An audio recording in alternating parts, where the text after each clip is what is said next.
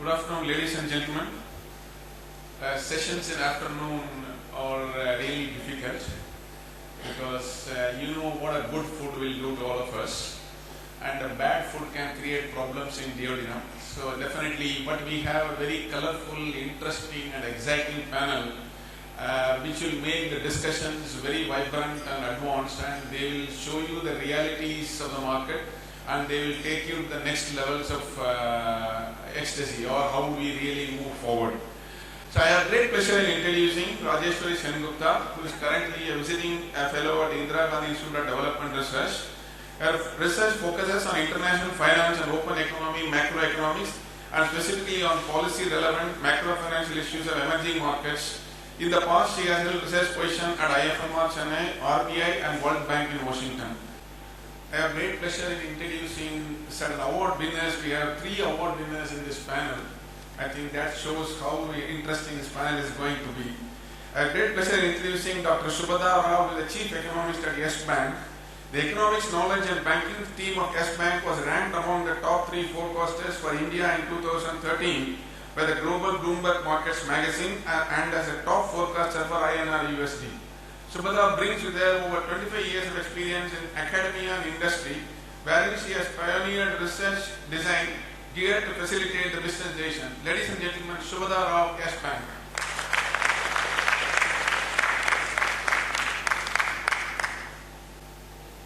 From one award winner to the next award winner, he has won the award for the Consensus Economic Forecast and Accuracy Award for 2013. So I wish he lays down the term for which year we will get the internalization of the Indian rupee. Yes, I am talking about Dr. Sajid Chennai, who is the Chief India Economist and Executive Director at JP Morgan.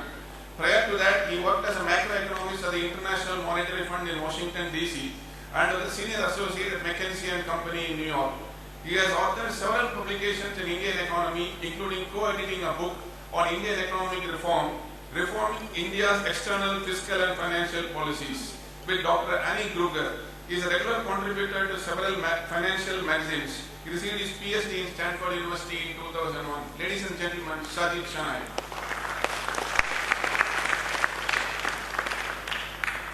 From award winners to country head, I have great pleasure in introducing Sriram Ram Narayan, who is the country head Financial Risk Thomson Reuters, South Asia. He is responsible for managing revenue across all segments in the financial markets across South Asia. He has worked in the banking and financial sector for over 18 years. He is a chartered accountant by profession, and all of us in the financial markets, we woke up with writers and we sleep with writers. Ladies and gentlemen, Sriram Ram Narayan of our Thomson Reuters. Now over to the rating agencies. Deep Narayan Mukherjee is the Senior Director, Western India Head Corporate Ratings, with over 11 years of hands-on experience in the financial service industry, focusing on risk management, credit and research. Deep Narayan, currently the Senior Director of Corporate Ratings, and he handles a team of research experts responsible for coming out with ratings and research reports on various companies and key sectors. He is also a visiting faculty at IIM Calcutta, where he takes PGD courses in risk management in financial institutions and commodity finance. Ladies and gentlemen, Deep Narayan Mukherjee.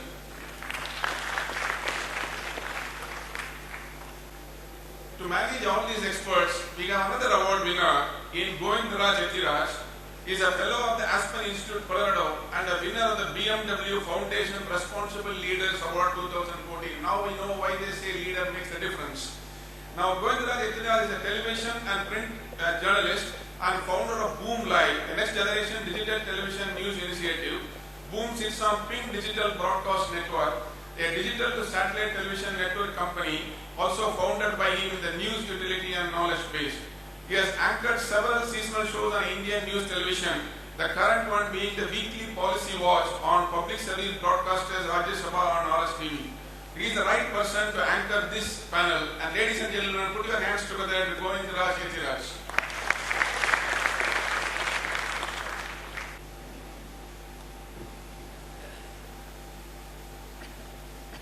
Thank you.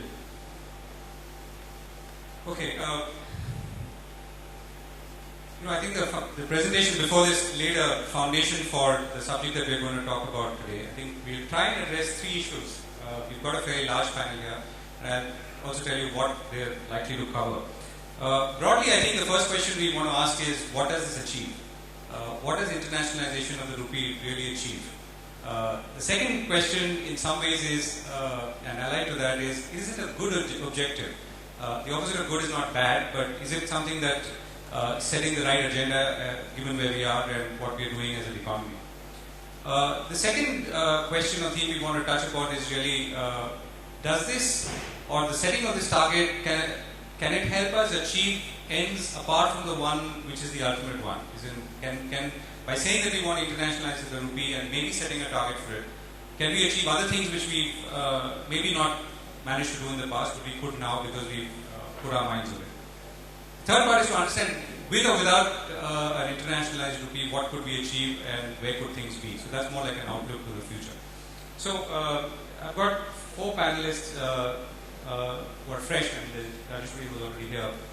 So what we're going to do is, I'll go this way because I think that sets the tone. So Deep, I think, will speak more about where we stand today, particularly from trade and usability. Some of the points that have already been covered, but in greater detail.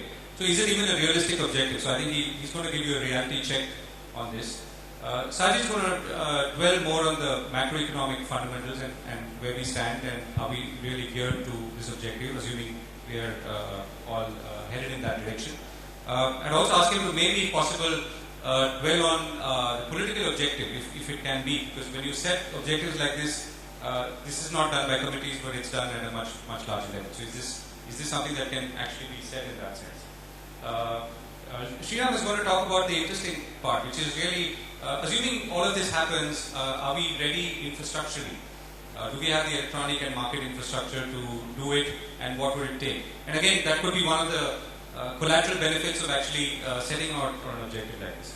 And finally, Shubhita is going to talk about the bear in the room, which is China, and say, and dwell a little more on how the two contrast, which is India and China, and what can we learn or not. So on that note, let me hand over to Deep. 5 minutes each roughly, and then we have a discussion. Thanks a lot. I think Professor Sengupta has already touched on most of the issues, but just to sort of give you further details. So when I will be thinking about internationalization of any currency, I would think what are the likelihoods of it being a part of IMF's SDR basket. So broadly, there are two criteria. One is widely used. How widely is the currency used by other countries, possibly as FX reserves, issuance of debt securities, and in their own trade. And if these three features are met, then they look for subsequent features such as liquidity in that specific currency. A very common measure generally used is what is the most commonly available forwards in that currency. Then ability to hedge effectively across products, and susceptibility to external shocks. So that's on the pure financial portion. The other is what proportion of global trade that it affects. Now, if one looks at these factors, as Professor Sengupta has highlighted, in terms of global trade, India is well below 3%. So, unless we are really successful in Make in India and other initiatives, that 3% is unlikely to become very high, given that global demand in itself lukewarm at best. So, the pre-2008 global demand bull market is unlikely to visit us in the next 3 to 5 years. So it would be a tall task to sort of grow above 3% in leaps and bounds. If I look at the other financial matrices, where does India stand? So as per the latest BIS, Bank of International Settlements Basel information, which was for the year 2013, India is the 20th most Indian currency, the 20th most traded currency in the world, which is roughly 1.1% of overall currency. Here the base, however, is 200% because every currency has a buyer and seller. So India is 1.1% of global trade, and it's ranked 20th. If I look at 1998, India was just 0.1% of the global trade. So over a 15-year period, we have moved, the volume of Indian currency trade has jumped by almost 11 times. Between 2004 to 2010, actually we have seen a very sharp rise in Indian, INR's contribution in global trade, financial trade, where currency moved from 2% of global trade in pure financial markets to around 1%. In fact, in 2010, India's ranking globally was 15. From 2010 to 13, we have slipped. Having said that, it looks like it's quite a far, we are quite far away from being in the SDR basket of 5 currencies, which is USD, Euro, Yen, Pound, in the near future. But the point here is that there has been a lot of discussion, particularly from emerging countries post 2008, that can the currency basket be increased. So China is of course leading the race for whether the currency basket can, and various countries, depending on their positioning, often create their own lobby with the IMF that can you make that SDR basket to 10, can you make it to 12. It's another issue that it's been stuck at 5 for a long time now, and prior to 1980, when SDR, in the first decade of SDR, it actually used to have 15 currencies. So if we go back to the 15 currency mode, it will not be a big deal. But can India, even if say 5 years down the line, SDR basket gets increased to 15, can India be there? It doesn't look like that would be the case, because we have ahead of us countries not only which are in top 10, like Australian dollar, Canadian dollar, Swiss currency. We have other currencies such as South Korea, where the currency is not fully convertible, but it's ranked ahead of India. We have countries like Mexico.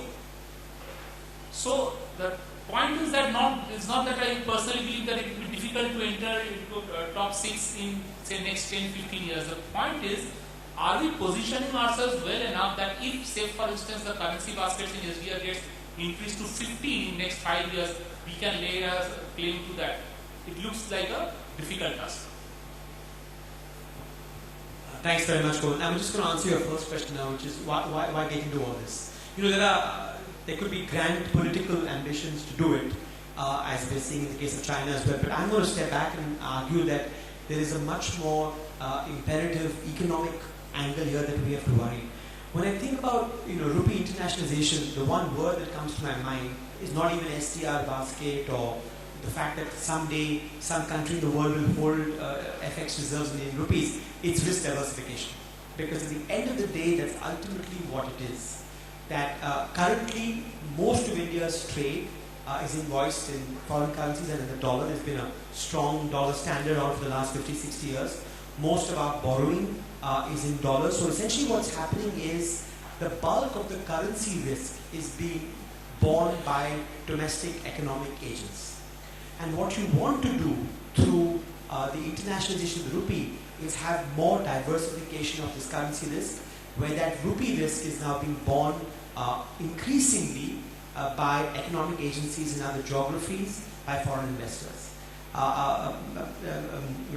Rajeshwari, you spoke about original sin, and I think that's been a big evolution in the last 15-20 years, that emerging market macro fundamentals have improved to the point where we don't have original sin anymore. You see that in India as well, where there's very strong demand by foreign investors to buy government securities, to buy corporate bonds. But if you still look at the aggregation of risks in India, the vast majority of risks, currency risks, are borne by domestic nationals. And of course, we can quibble and argue about the fact that there are missing markets and we don't have mechanisms by which to hedge this risk. So I think for me, that's the first point. Why is this more important in India's case? Because we are a structural current account deficit country. If India has to grow at 7 or 8% for the next 20 years, our aggregate level of investment, given where our capital stock is today, will have to be higher than our domestic sources of saving. We'll be running this 2.5%, 3% current account deficit till the eye can see, which is, from a welfare perspective, desirable. But the question is, so we'll be a net capital importer year after year after year after year. And the question is, who's going to bear the currency risk on the capital? So if you look at the stock of liabilities that we have, what we call the net international investment position, as a percent of GDP, that's going to rise and rise and rise, which is not a bad thing, right? But it's the distribution of that risk that for which making the rupee a more international currency has to be an enabling mechanism. I just take you back to the East Asian crisis in 1997. You know, there are multiple reasons and triggers for that crisis, but if you look at most fundamentally what happened in Indonesia, this was the dollar standard. Everybody had borrowed in dollars. You were non-tradable firms with a lot of domestic currency revenues, so rupiah revenues, no natural hedge, no financial hedge. The currency tanked, and you had a full-blown macroeconomic crisis. Now, I'm not suggesting India is anywhere there, but year after year we talk about the fact that our corporates here have taken on a lot of FX liabilities, and that's not been hedged. So for me, the first prerequisite here has to be currency diversification that is achieved through a greater internationalization of the rupee. In the next round, we'll talk about what needs to be done from a macro perspective to enable that. I want to make two other quick points. One is that there is a good internationalization and a not so good internationalization. What do I mean by that? And I know Ajay is in the room here. Ajay has been talking, just as you have, sir, about the fact that the rupee's turnover globally has increased dramatically. If you look at the rupee as a trading currency over the last 20 years, the growth and the level has risen more dramatically than India's size, GDP, growth rates, or global integration has increased. Some of that is clearly a pull factor, because India has become more integrated, we have become more attractive. But some of that is more a push factor, that today you've got NDF markets all over the world, because there are certain kind of risks that cannot be managed or mitigated onshore, that pushes foreign investors, economic agents to hedge that offshore. So even though the numbers may be quite impressive in terms of the rupee as a globally traded currency, I would argue that's much more of a push factor than a pull factor. Sometimes it's a symptom of distortions at home that need to be corrected, and therefore I think we need to separate out good versus not so desirable internationalization. The third thing I want to say is, from a global welfare perspective, I'm not sure it's desirable for every emerging market to have its currency become international currency. Why is that? Because the whole idea of having 2 or 3 international currencies is you dramatically reduce transaction costs. Right? So by having a dollar standard or 2 currencies or 3 currencies, essentially transaction costs for financial transactions around the world, you have deep liquid markets, you only need a few deep liquid markets, and you bring costs down dramatically. Now the benefits of having more international currencies is you get much needed risk diversification. Right? So that's the benefit. But if you have more and more currencies, there's going to come a point where the benefits of this diversification reduce with every incremental currency, because the marginal value of the nth currency is lower than the previous one, and the transaction costs of all these international currencies, having 20 currencies in the SDR basket, is higher. So I'm going to argue that there's an optimal number of global currencies that will eventually emerge when the marginal value of the next currency is less than the marginal cost of introducing it. And therefore, I don't think it's, from a global welfare perspective, an aim that every currency should become international. And therefore, if there's a select number of currencies, India's got its work cut out if you want to make that basket. But I'll stop there. You, Shreya? Thank you. Thank you very much, Gururaj and Sajid. That was a great perspective, and I'd like to offer something different from this August gathering of doctors and economists that I'm in the midst of, really in the midst of. In terms of actually looking at picking up your points, in terms of saying is the number of currencies that should be internationalized and will be actually internationalized. There is nothing for sure, as you rightly said. How many 2 or 3 currencies will gradually take that share in their place in the throne in the global economy? Why do we do that? It's whether it's necessity, whether it's good, whether it's bad, absolutely time and growth of each economy will tell, because that's what the dependency of a particular currency and its penetration in the global markets will decide how internationalization impacts that currency and the rest of the globe. However, what we must not fail to notice is that while the macroeconomic fundamentals, the infrastructure, the physical infrastructure and the enablers for growth are absolutely important, one needs to look at the readiness the risk management piece, and the processes and controls one would have in order to efficiently make those things happen. Look at this historic site, for example. I mean, Bala, our friend, is here. Look at the way Bombay Stock Exchange has transformed itself from over 140 years now, from being where it was into transforming itself into making an electronic mega infrastructure ready for the future, and it is growing. It's not that someone does something one day and then says it's ready for the next 10 years. Our friends in BSc can tell you that they're constantly looking at technological improvements in order to build on that infrastructure. Similarly, if you look at a country which takes 100 or 10 times more than an institution in order to be enabled, one needs to look at it from two perspectives. One is in terms of enablement by the regulatory bodies, by the market watch, by in terms of the country asking institutions and the market participants to follow a certain process of enablement, which is again at the macro level, at the country level. Secondly, I think the task of the path towards being ready for gaining the full benefits of an internationalization has to be in each organization that is participating in the growth of the corporation, of the country. Each corporation that is participating in the growth of the country. For example, what builds together the trust, which is most important, the depth that is most important for the market, which therefore provides liquidity, and to provide to oneself and to the external world that you have sufficient enablers and controls that enable growth and not stiflers of growth. That again depends on investments made not just by the country or by the governing bodies in each market, be it a corporate regulatory body, be it a financial regulator, but it rests with the board of each individual corporation to ensure that they do not falter from giving their piece of stone to the foundation of an edifice that needs to be built over years to make this a truly beneficial one for the currency and second for the global economy. Thanks. Speaking towards the end of the first round, I can sum up. Well, clearly, I think if I were to take the topic of is internationalization an imperative, I think at this point in time for India, it still remains an aspirational objective rather than something that we can see it being achieved within 5 years. Quite clearly, the success story post the USD being the main international reserve currency was China's marked success story in a short span, I would say. 2008 particularly was the time when China actually actively embarked upon more aggressive efforts to make its currency more international.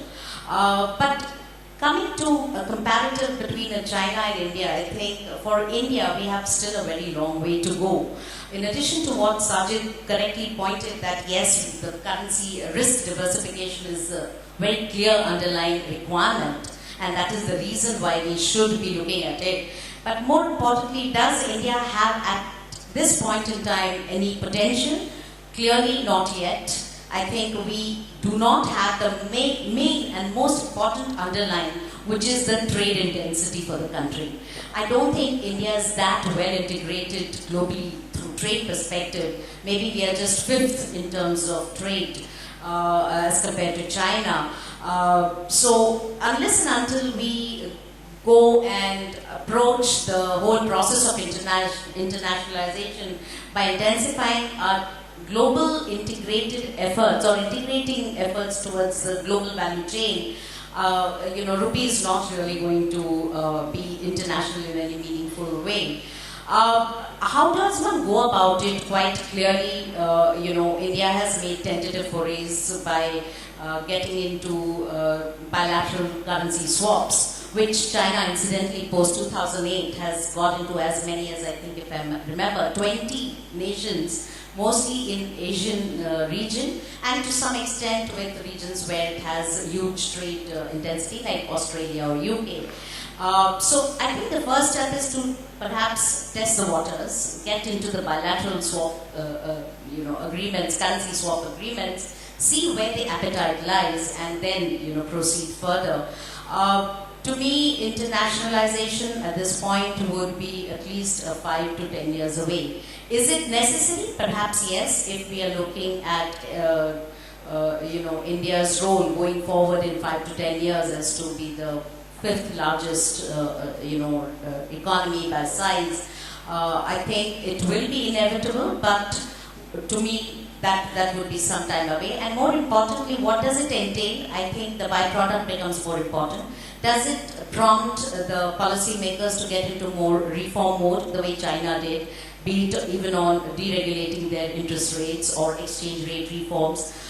You could not obviously have looked at a currency which is pegging itself to $1 being looked at as international currency. So it's a conscious effort to move away and align its own currency to the market forces. I think that is the way we will also have to look at. Of course, on a comparison, Indian markets are much more freer, much more aligned to the market forces and not that regulated, at least in currency markets or lending markets, credit markets.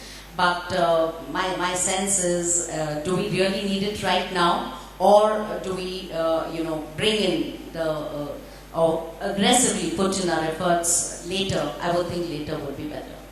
Let me ask you a quick question. You talked about trade intensity being a precondition. How would you then, put the chicken and the egg here? I mean, would you say that we should aim for trade intensity first, number one? Number two, do you at all see trade intensity given everything else and the composition of the economy changing? And secondly, if we were to get that right, then do we focus on internationalization? To my mind, I think trade would be the prerequisite. I mean, why would people want to get into a rupee asset unless there is an underlying economic, activity? And to me, trade and investment becomes that main prerequisite. And if you were to look at, let's say, the last few years, and since you talked about a 5 to 10 year time frame, how do you see that shaping up? Well, I think the policymakers are at least approaching it the right way. Making India the hub for most of the production activities, manufacturing activities. I think that itself should bring in the trade and investment, FDI, greater trade potential from India to elsewhere. So I think policies more at the economic activity level will be needed to bring in that scale so that India is actually a relevant player in the global value chains. At this point in time, we make hardly any difference. We are not a global value chain player at all. Okay. Sajid, can you dwell a little more on the 2 points you made? So you talked about the need for diversification versus the number of people who can actually join the club effectively. There's obviously a tension between these 2 points, as I can see. So if you could dwell a little more. So I'm going to, just because they always say if you have 2 economists, you have 3 opinions, I'm going to take issue a little bit with Shubhadam and say, I think classically that's been the case, that you want to be more integrated on the trade side, and that leads to, hopefully invoicing your currency, and that becomes a prerequisite. I would argue that in the modern world where financial flows are so large and things are so integrated, that you can actually separate out the current account and the capital account. Because we've seen financial shocks propagate much more sharply than real economy shocks. So I'm going to say, even if India's trade to GDP is the slow-moving elephant over time, and we get integrated in a slow manner, I want to come back to the first point I made, which is on the capital account. We are going to be this current account deficit country structurally till the eye can see. And the question is that we'll be a net importer of capital. If Indian corporations are issuing bonds, do we want to take on the currency risk? Or do we want to be in a situation where some foreigner says, I have enough faith in your currency, in your economy, in your policies, in your institutions, that I am willing to take on or buy a rupee-denominated bond, which could be $7 for all I care. That's a rupee-denominated bond. And then that's the risk diversification benefit. So I would argue in the next round we talk about this, that maybe, Shubhada, there's a case to be made that you can leapfrog the current account and go to the capital account, but for that you need, both macro and micro prerequisites. You need enough capital account convertibility that they can then hedge their risk. You require enough markets here to hedge that risk. Most importantly, I would argue, the rupee has to be considered a store of value, which means there cannot be a one-sided depreciation bias. And for that, I come back to my favorite topic of all, inflation. that if India is seen as a consistently high inflation country vis-a-vis the rest of the world, then what a rational investor is going to say is this currency consistently has a depreciating bias. Now, if that was the case, who would want to hold a currency with a depreciating bias?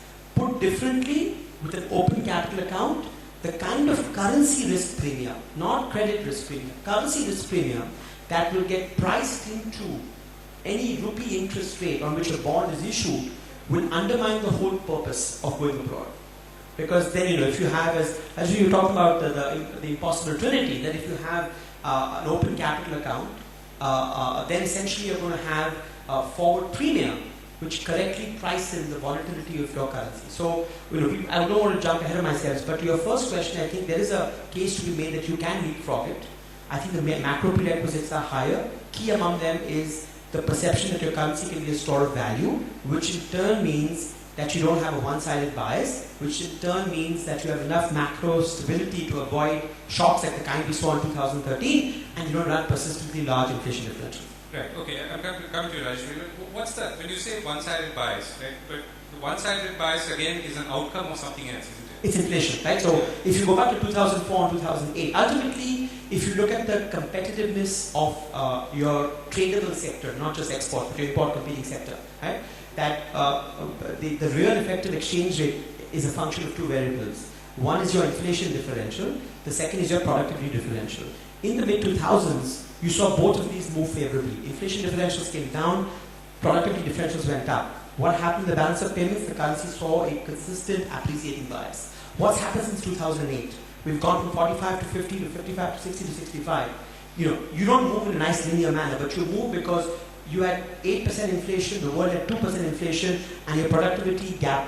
So the currency is a symptom of the underlying macro, which is best reflected by these inflation differentials. Okay. So I have one question for Sajid and one point for Shweta. So when you say inflation, so one thing is that India has never really had a problem of runaway inflation, unlike Latin American countries or let's say Germany, for example. Right? So there's no hyperinflation problem, there's no massive double-digit inflation problem for a consistent period of time. It's only recently that we have had inflation worries after the global financial crisis, right? So having said that, also the fact that we have adopted inflation targeting, and which is a big step because for the longest of time we have had a very ad hoc discretionary monetary policy with a multiple indicator approach where we didn't really know which macro indicator we were targeting. And now we have made it clear that inflation is our target and it's consumer price index inflation, which is again a step towards other international markets. So would you say that is a step in the right direction towards this whole internationalization that we're talking about in terms of inflation stability? That's one. And so I'll just continue with mine. And in terms of Chinese renminbi, so the 2 points that I wanted to make is, to a large extent, the renminbi derives its stability from the strength of the US dollar. Right? Because the fact that the Chinese central bank is sitting on trillions of dollar reserves is in a way what is giving stability to the renminbi. Now, had that not been the case, is renminbi still a contender for becoming an international currency? I'm not so sure. And they haven't done anything much for capital convertibility, inflation control, such. Right? So, whereas in the case of India, we don't have that constraint. Right? So, whereas while we are in a managed floating regime, we don't derive the stability of rupee essentially from the backing of a dollar. And I think that's a very important distinction to make. So, can I quickly throw one question to you? So you mentioned political democracy, right? So why is, I guess you all know the answer, but I'd like to hear more from you as to why you think that's such an important. So I think, looking back at history, as I said, all the countries that have issued international currencies have been political democracies in the 19th and 20th centuries. And financial investors or users of currency coming from outside, when that's actually my question. So, yeah. But the time frame you're looking at is really less than a century. Yes. So, should that be necessary? So, in my mind, the way I'm thinking is when you have contested elections, when you have voting happening where public or citizens have a say, then that gives checks and balances to the power of the executive, and that instills confidence for the investors and the users of the currency when they're coming in and investing in this particular currency, as opposed to, let's say, when you know that there is an authoritarian regime and there is opaqueness, you don't really know the transparent policies that might be undertaken, you don't know what amount of reform is going to be done. That makes investors nervous, and that's my reading of it. Okay, it's a great point. I'd love to push you further on that, but sure. Maybe handle that. So just to answer your question, the short answer is absolutely yes. For years and years we've gone about fiscal rules, and we've never spoken about monetary rules and nominal anchors. I think the most important thing is we now have a nominal anchor. We have a nominal anchor, and I think it's important that the nominal anchor was inflation targeting, not some money supply rule, because as we know, as you move to a more international currency, a demand for money functions become extremely unstable. So that is a huge plus. I would argue that between 2006 and 2013, if you look at the CPI industrial workers, it averaged 9% for 7 years.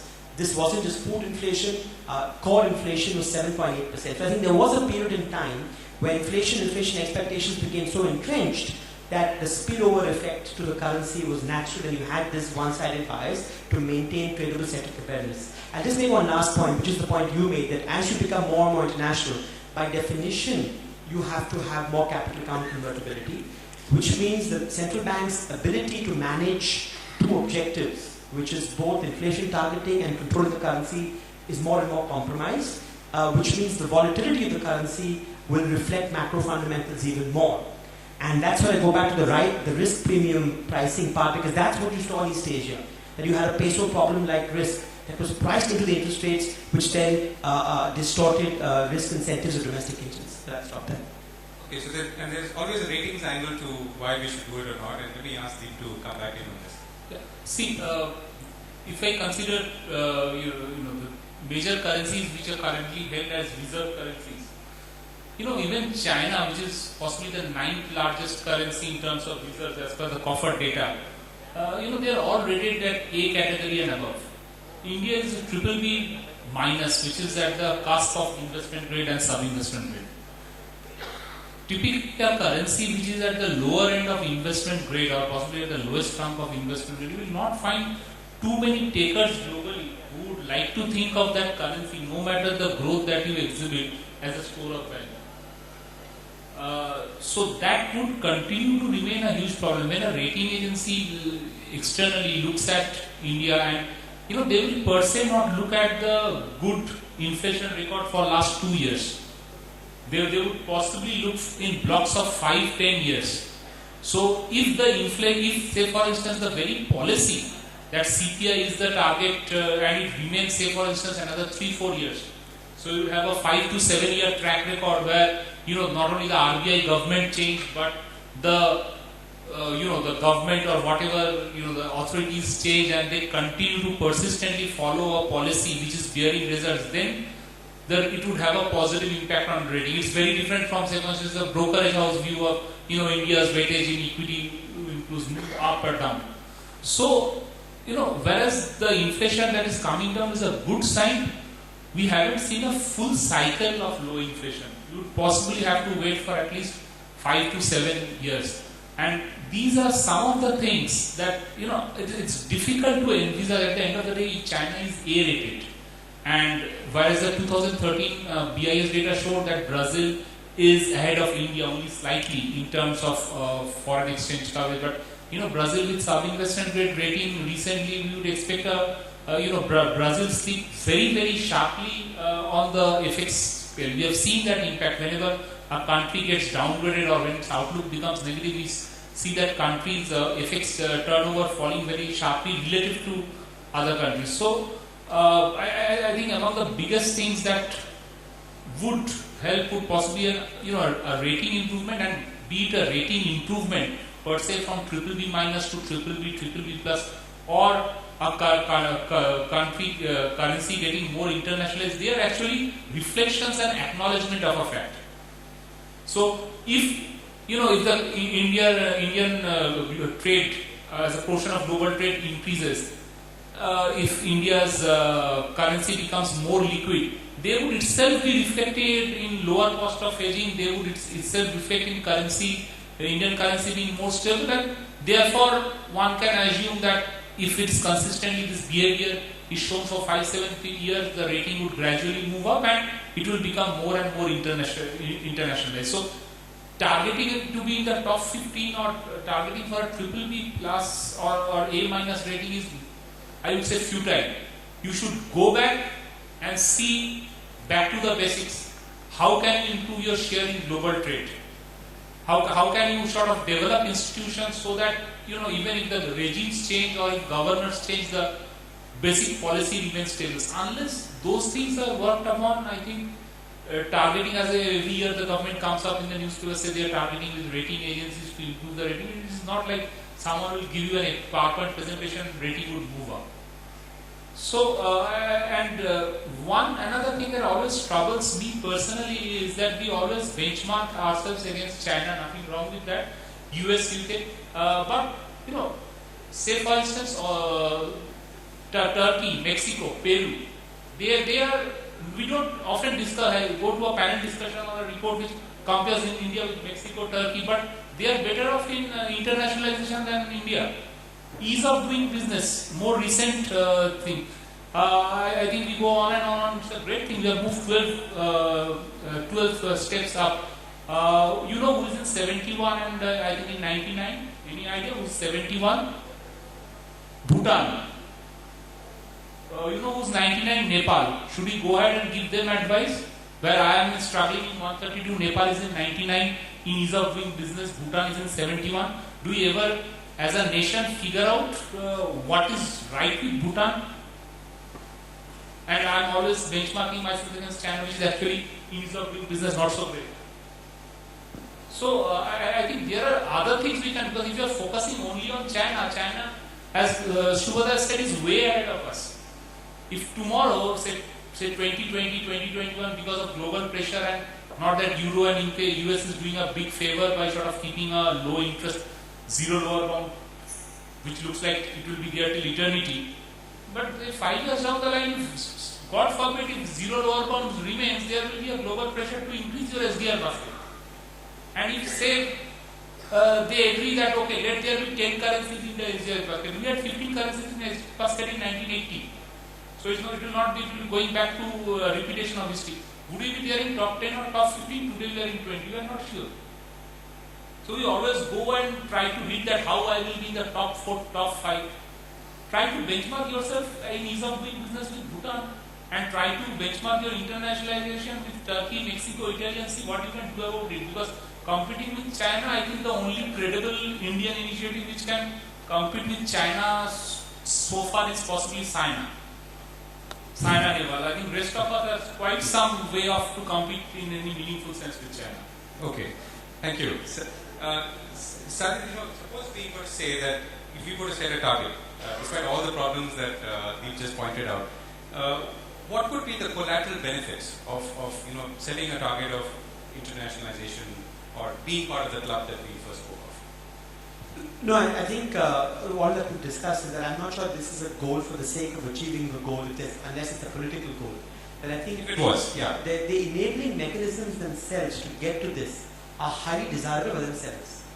If we will have our fiscal house in order, if we have a nominal anchor, if our sovereign creditworthiness goes up, most importantly, if there are more markets, allocative efficiency from a growth perspective by themselves. Now, if the upshot of that, therefore, this is more like a symptom. Internationalization is not a driver. It's an upshot.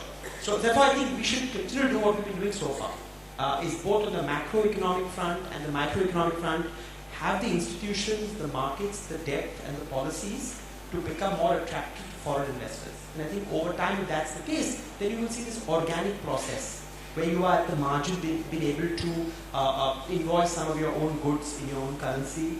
More Indian corporations can, avoid original sin and issue debt in rupees. We've already seen, for example, just one example on this front, a real-world example in the last 2 years. We used to always bemoan how foreign investors had no interest in corporate bonds, in rupee-denominated corporate bonds, and the fact that the GSEC market was almost full. And we would always say, well, there are all these microeconomic distortions, stamp duty and regulation and lack of liquidity and this chicken and egg problem.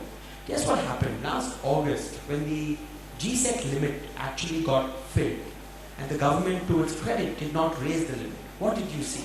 A massive migration of FI investors to corporate bonds. Now, admittedly, this very early stage of development, liquidity is extremely shallow. These are all quasi-sovereigns that are issuing the debt. Whole host of problems, but we'll get there.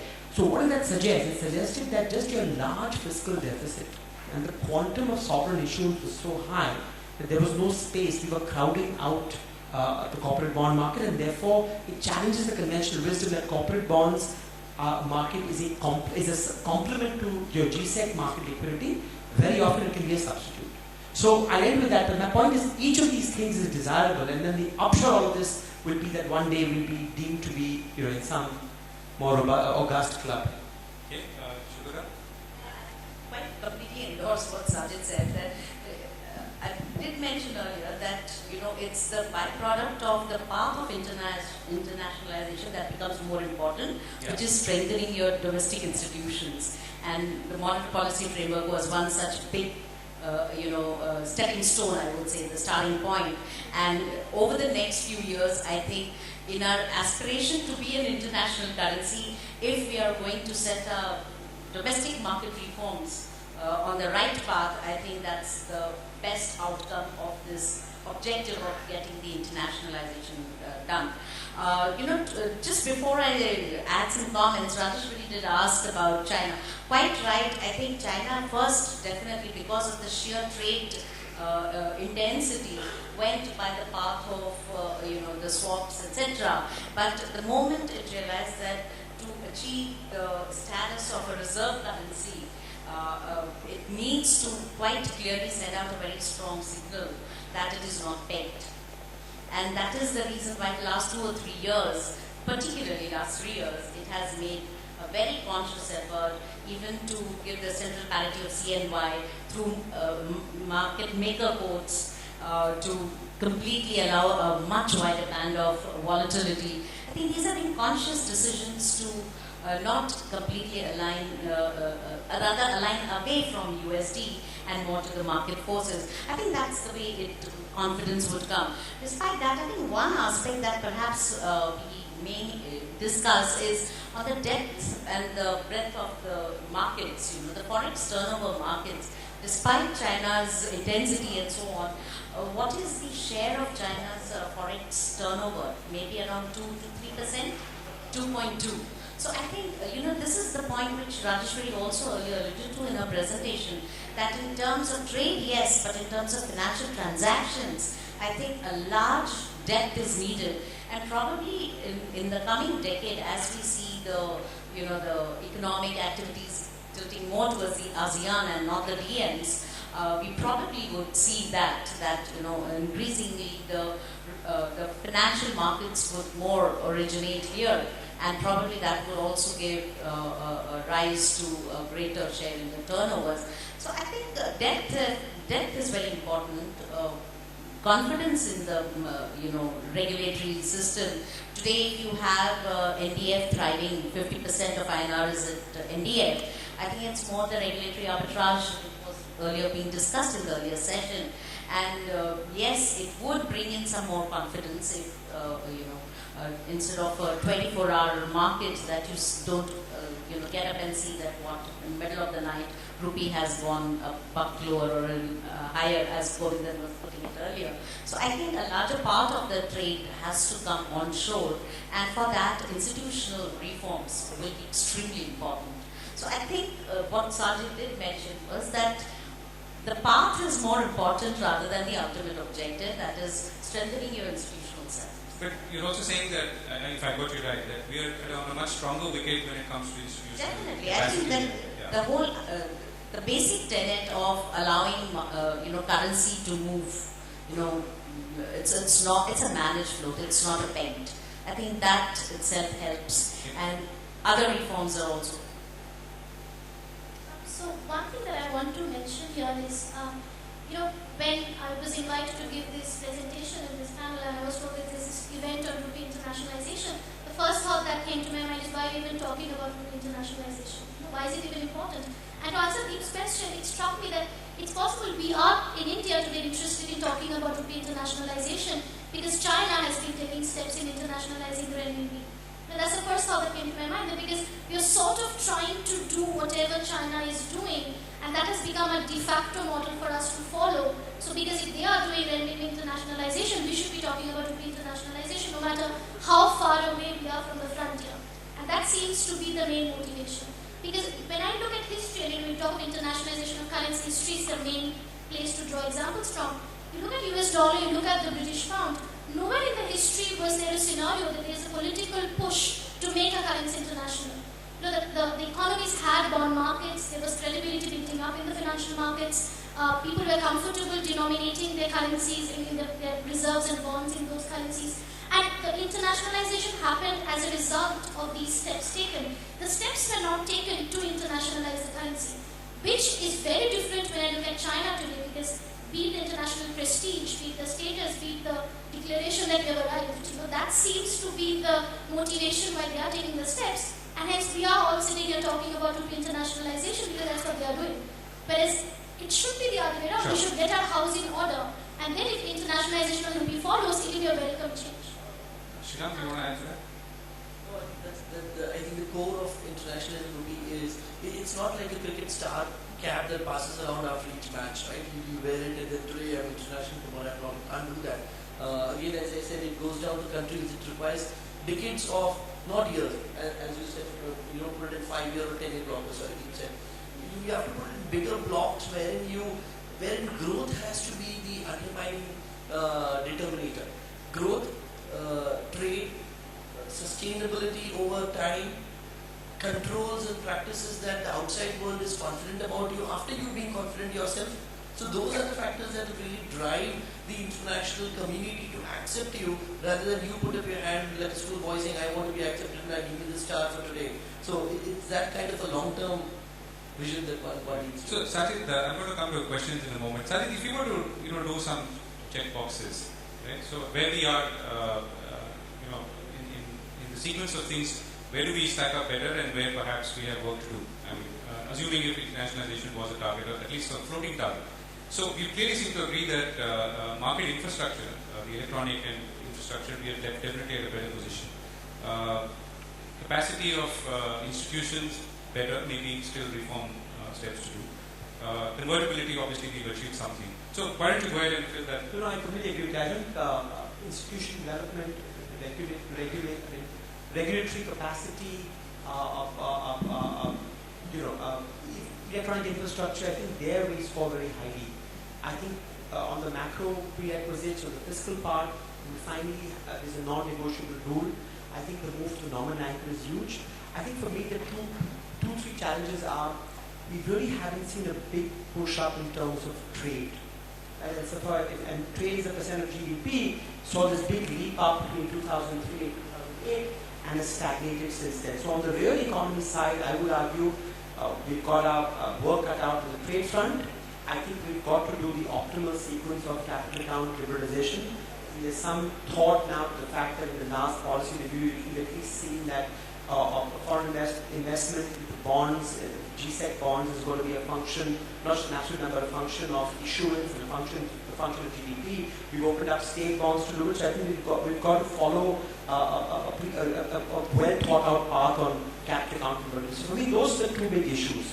How do we have avoid a destabilizing way to open up the capital account more, because there's an optimal sequence in literature here where you need domestic financial sector reforms to almost predate the capital account. And how do we get at trade? So I think on various other measures we've made significant progress.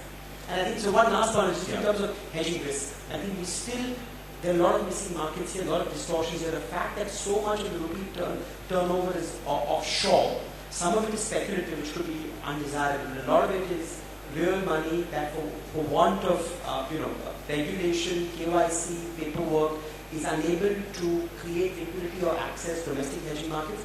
That for me is a big challenge going forward. Okay, questions or comments? Anyone?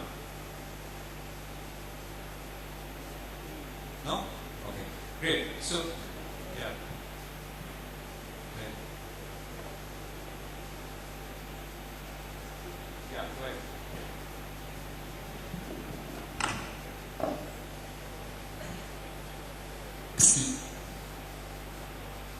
Good evening. This is regarding the inflation and the reserve spot. Inflation, first time actually RBI governor giving in writing that is A6 plus or minus 2% is the inflation target by January 2016. Okay, still considering the inflation at a lower trajectory, it could be at the 4% going by his words, but still all the developed economies are in the doldrums of rising their inflation. Let's say a quantitative easy. Now, being the inflation is at the higher side, that means the inflation, the difference of inflation is at the higher side. Do the market is interested to keep our currency as the reserve currency, which is the thought process of the internationalization. And the second one, regarding the reserve spot, we are as of now 350 billion plus. Do you have any standard or the benchmark if the reserves are so level? Is it worth to go for the internationalization? Okay. Thank you. Anyone else? No. Do you want to respond first? Sajid, okay. Go ahead, sir. Very quickly, I think running out of time. Well, we spoke about this before, right? That if you have sustained high inflation and high inflation expectations, what is happening is your real effective exchange rate every year appreciates by virtue of the inflation differential. And then there is a widespread belief that builds up that your currency is overvalued, and the pressure on your currency to depreciate, to undo the overvaluation rises dramatically. We saw that in 2013, we've seen that in 2010, 2011.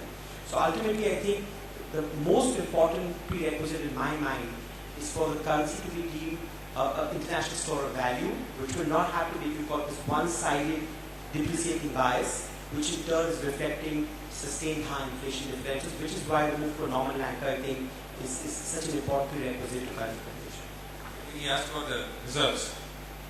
I'm not in this view that there is this magical number for reserves. I think that you can either target price or you can target quantity. You can't do both. So, hopefully, if the reserves become less and less relevant, the more capital account convertibility you have, because then as a central bank, as you were saying, you have this impossible trinity, where if the focus is to use monetary policy for inflation targeting, then your currency in a way becomes the shock absorber. But I think that's a utopian world to go to immediately. We have to have the right sequencing of capital account utilization to gradually have a move to completely to a more floating exchange rate. I don't think we have, in most emerging markets, most currencies are still managed floats, and I'm completely free floats at G3.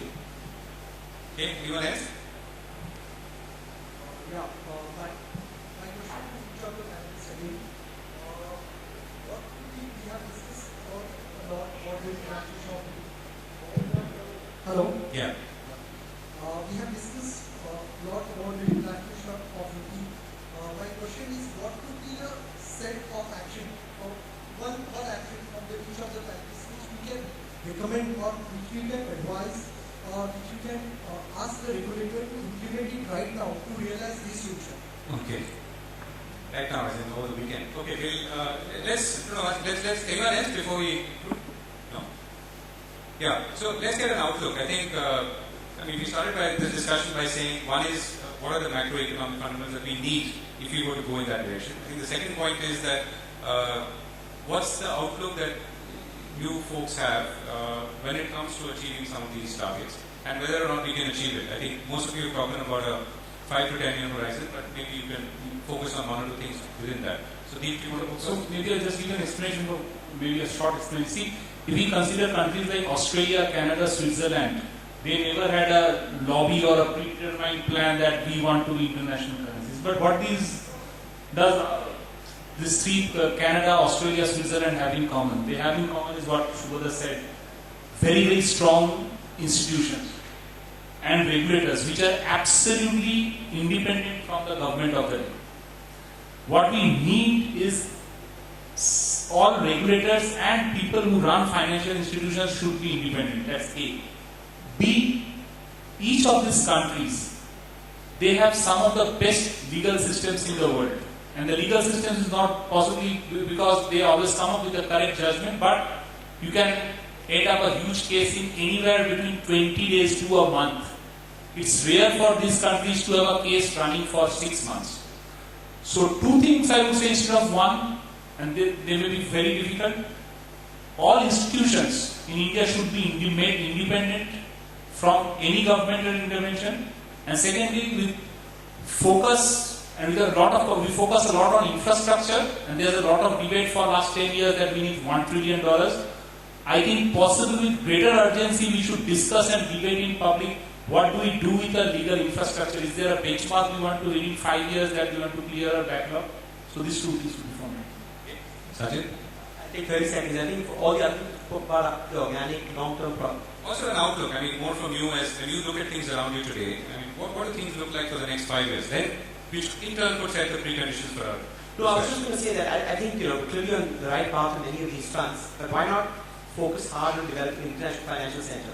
Because in history, you've seen in many cases, if certain countries haven't had the economic heft, the economic scale, because that takes time to achieve and build great integration, carve out international financial center to leapfrog some of these things and make that into a laboratory to test out certain rules, regulations, and try and practice business back on board as, again, a step jump away to try and get the rupee more internationalized. So if there's one thing that's, I think, doable in the next few years, I would say we've got multiple committee reports talk about it in Bombay, in Gujarat, Financial Center. Why don't we get working on some of those recommendations? And what's your general sense of outlook? The outlook is very good. I think that, I'm going to digress here for 30 seconds. Just think about 2013. We were the poster child of emerging market vulnerability. All the things that we've spoken about today, we were deficient on. India was the worst performing currency between May and September 2013, the first to ever take off. Now fast forward 2 years. We have over the last 18 months consistently been the best performing emerging market currency. And if the RBI had not intervened so much, which I think was the right thing to do, but absent intervention, we would be the best performing. Not that that's a good aim to have, but it symbolizes the significant macro adjustment, whether on fiscal, whether on monetary, whether on institutional or the reform that's happened. So I think the outlook is clearly very positive. But we're at the beginning of a very long road. Thank you. Sriram? Well, as you said, the outlook is remaining, outlook is positive obviously, but what's more important is in addition to the strong domestic growth, one will look at a lot of collaboration internationally for growth between countries and institutions in order to set the stage right for what we're looking at. So we'll just make 4 quick points. One is in terms of your question, what the regulators can do. I think the 4 things which are very important. One is of course inflation stability. We have done inflation targeting and hopefully that will start delivering results. One is reforming the financial markets, which is absolutely essential, and for that the Indian Financial Code has been discussed and we are still yet to see the implementation of it, and I would definitely say that is very important. The third is having a deep and liquid corporate bond market. We have been discussing this for times immemorial and nothing really has happened on that front, and I would like to see that as of yesterday. And the fourth thing would be capital account convertibility, which is again in the regulator's domain of liberalizing capital account controls as fast and as quickly as possible, because we are still one of the most closed capital account economies in the emerging market spectrum. In terms of outlook, I would say that I am not as optimistic as far as rupee internationalization is concerned. I think we have a long, long way to go. But as far as taking some of the right steps in any direction, or just with that as a target, we are achieving it at a very slow pace. So I'm less optimistic than the rest of the panel, I would say. Shubhra? It will take us at least a decade to get there. So in terms of achieving scale becomes very important. I mean, today I know in the FX markets we say, "Arey ek kasti aaya," and 1 rupee has gone up and down. You can't have that. That 1 kasti comes and drives a rupee 1 buck lower or higher. Obviously, you need a big scale there, depth, and unless and until you have that, you're not really seriously talking about internationalization. Okay, and what's your outlook? Outlook is positive, as we are going the right way. The pace can be, under debate, but I think definitely the path of strengthening our institutions, it's seized on the government and the RBI are seized on these facts that they are going the right way in strengthening the institutions. If you have it, obviously the scale. Do you have a currency outlook which is independent of what you said? Or? Sorry? Do you have a currency outlook as well? Or? I was in 2013. Today I've slipped. But yes, 65, 68. Okay. About the outlooks. On the internationalization front, I think we have got the data of 2013 and 2014-15. We have seen actually India continues to be among the brightest stars in emerging markets. So I would think that the current phase may be delusional, because what would happen is when the BIS data comes out in subsequent years, we will see that India has moved up the ranking, because a lot of countries have slipped, Brazil, etc. So I would guess that we would no longer be in 20th, we would possibly be moving closer to 15, the rank which we held in 2007-2010 period. As far as the inflation stability, again, I would think that the big driver of inflation stability or reduced inflation has been global commodity prices. Now, if the commodity doesn't fall further on a year-on-year where inflation will be, you need to possibly see further on that. Similarly, I would continue to remain worried on the fact that a lot of the currency stability has also been because there has been a lot of dollar inflow into Indian equity markets. Now, if year-on-year the equity earnings remain short of less than anticipated, then would we keep on attracting a lot of dollars? And if we don't keep on attracting the dollars with the currency remains stable, that's something we would need to watch. And I will be very cautious possibly for the time period, sometime around bucket, because every things would be on Indian corporates and what would be the budget. Now, if there's a disappointment on both ends, I would be possibly very worried. As they say in Shakespeare, beware of the Ides of March. February end actually, but anyway. Okay, right, so we've run out of time. Thank you very much, all of you, for participating and sharing your thoughts. And let me hand it back to, we've run out of time, I'm sorry. Yeah, you can take the question offline, because already we have cut short 300 seconds of the tea time, so now we are, thank you very much, the panelists and the moderator. Apart from the key takeaways which we will be jotting down and sending to the government and the Reserve Bank, I am having one key takeaway that economists do agree on certain points. So, and a big round of applause for the entire panel for making the post-lunch session very interesting and highly attentive. So, as a token of our gratitude and affection, I request Maulik Shah to come and give a memento to all the panelists and the moderator.